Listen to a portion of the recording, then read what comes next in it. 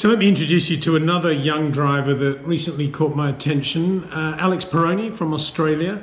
I was watching the Renault Eurocup race, Formula Renault Eurocup, Monaco last year, very early in the morning, so I guess all the F1 people have an excuse for not having been there to watch. But he won it from the pole and he won it well. He isn't or wasn't in 2017-18 a Renault Academy driver in that championship. And don't forget, it's a one-mate Renault championship, which on the face of it, you would say probably doesn't count for much. But looking at the way his car then went on faster circuits, you'd have to think that maybe there are some engine issues that come with the Academy status as well. So all in all, I think on two circuits which historically and undoubtedly nullify power disadvantages and which reward talent, Alex did really well. So on that basis, I got to know him a bit, and I made this video about him down in Valencia, Spain, relatively recently. He's driving this year for Campos in International F3. Adrian's a great guy, as you probably all know. He couldn't be with a better bunch of people. It's not the biggest budget operation in the world in terms of facilities and what they do with the spares and so forth.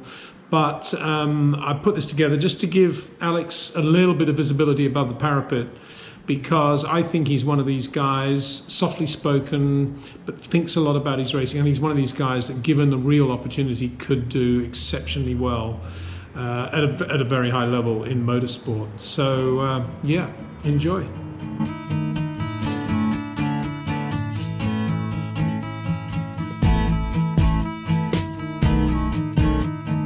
I've been here for about a month and already really good. Like I'm walking distance in this place. So I mean, it's pretty amazing. The centre's close.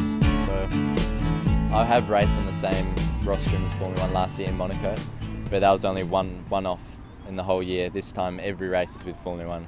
So for me as a driver, that's amazing. You know, the F1 teams right there can see your potential. So I just have to show it.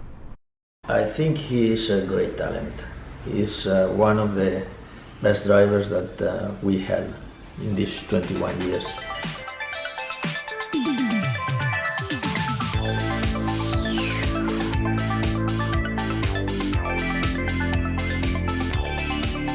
I think for sure it's a bit of more of a family vibe this year, and living here and all other drivers living here, and you know, all the mechanics are Spanish, all the engineers are Spanish in Formula 3, so I think everyone's closely knitted, and that's a good thing for a team.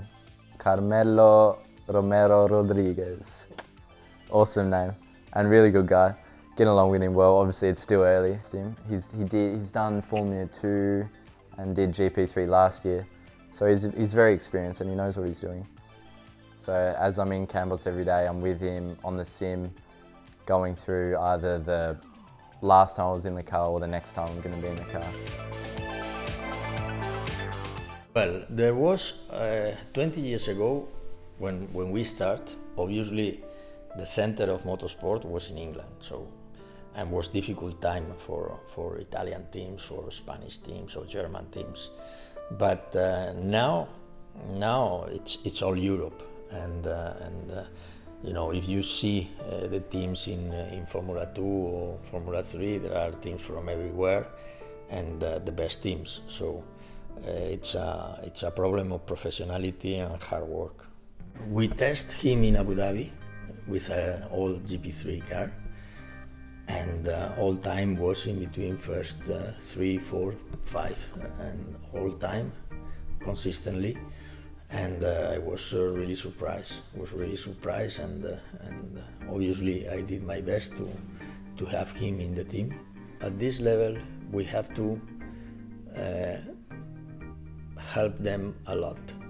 But when you see a driver and all people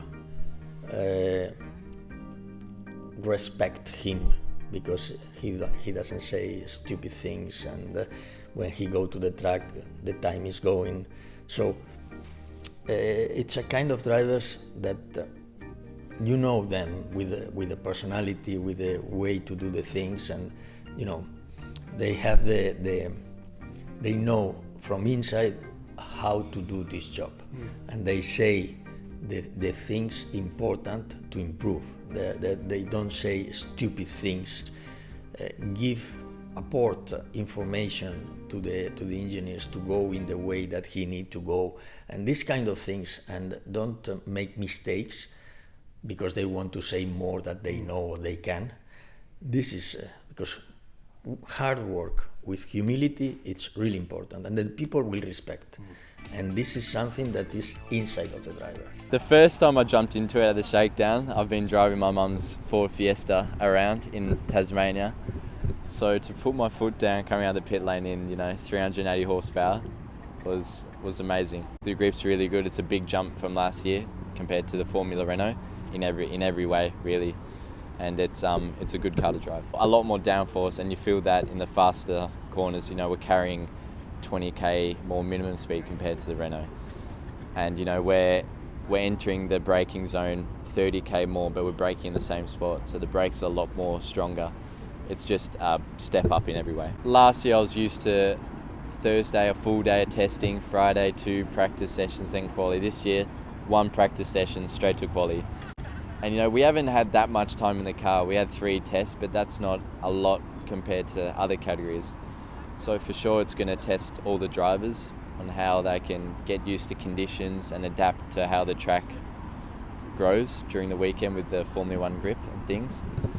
And I think you're going to find a lot of people improving during the season, people that maybe start off slower.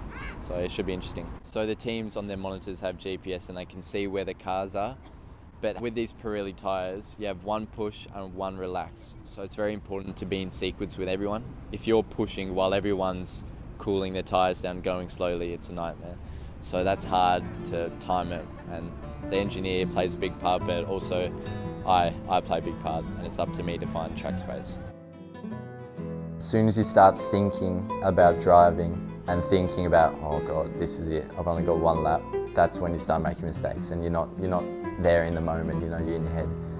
So, and I think that's the important thing about getting in the zone, is you're there driving, nothing else is happening, conscience isn't speaking to you. And that's a difficult thing. I'm sure you've heard Senna talk about it, and it's not an easy mode to get into, but when you're in it, you're unbeatable.